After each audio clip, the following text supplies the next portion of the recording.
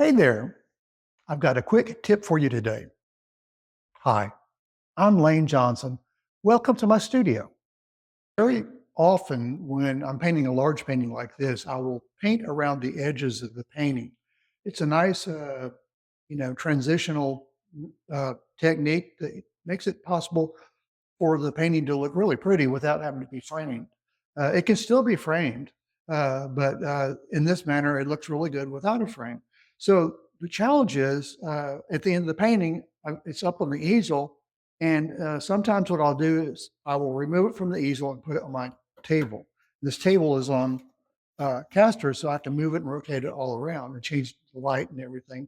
But the purpose is so I can paint the sides in a comfortable manner and paint all four sides in one day. So one of the little tricks I've learned over time is as I'm painting the painting, I'll be painting the blue at the top, let's say. I'll just go ahead and paint somewhere on the top, not even looking at it. I know it's the same physical color. So I'll just carry the color around over there. I'll carry a color from the surface over to the side. In this manner, I'll know what color to match against so that I can basically not have to worry about matching that. Because the thing is, the light from this surface is always going to be different than the light from this surface. But if I physically match the physical color of the paint, then that's a good solution and it works out great.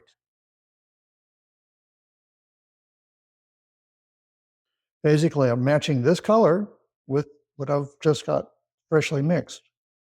This has to be close.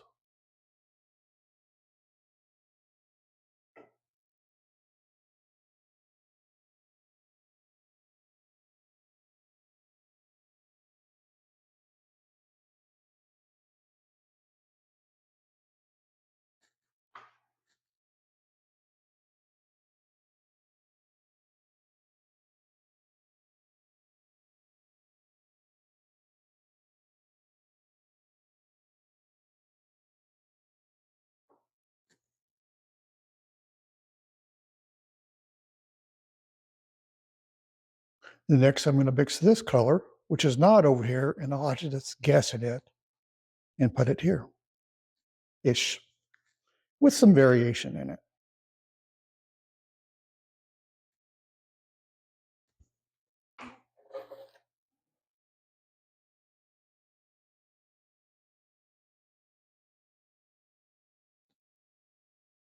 Okay. Now, when I'm doing this today, when I've got all four sides of the painting that I'm going to be working on this table sitting flat, I don't have my cat in here because he might decide that that's a good place to sit. There you go.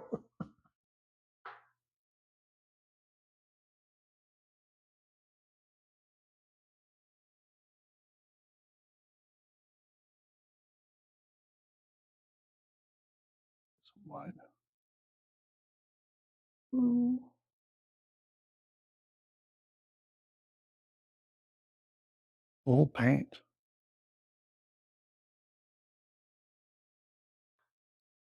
Yeah.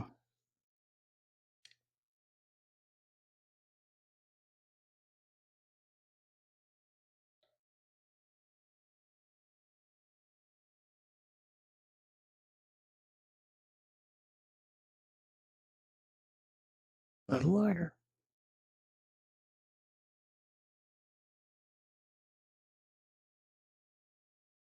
One of the challenges of doing it without something already there is you're always going to be up against the phenomenon of simultaneous contrast. So what I'm mixing over here doesn't necessarily look like what it gets there when I paint that. That needs to be lighter. So I'm adding more white to this to see if that will help.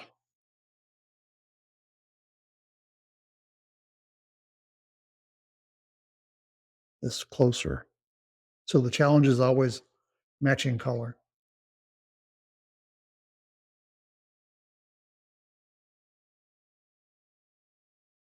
It's going to have more blue on that.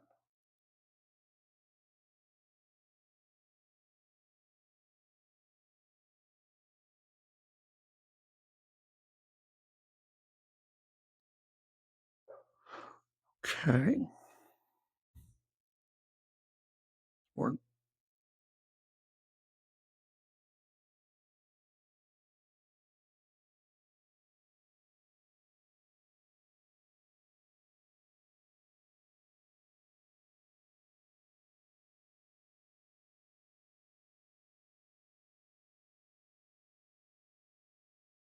it's always a challenge because it looks like it's darker on this side, but when it wraps up around, you can see that it's actually not. All on light. Color is context. So,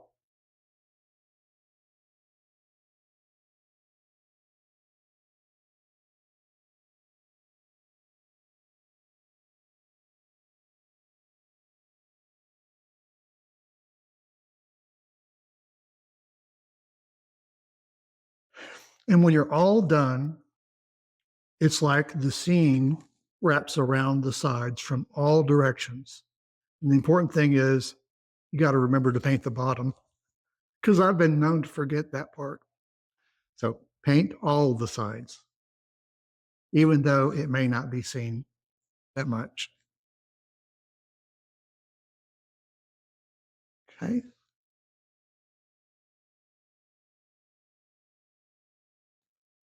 Grab some purple.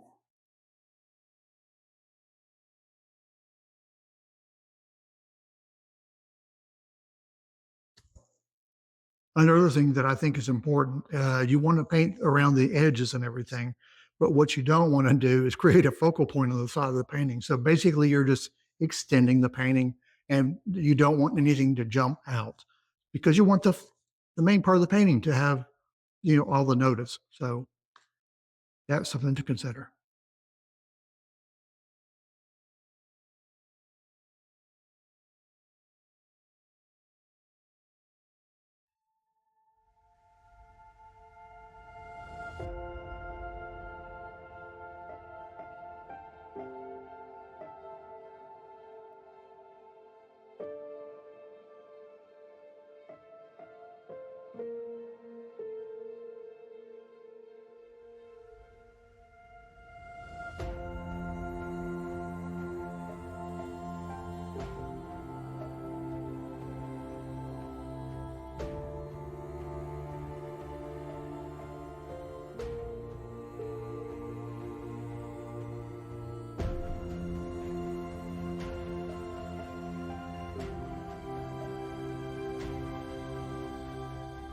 Thanks for joining me in my studio.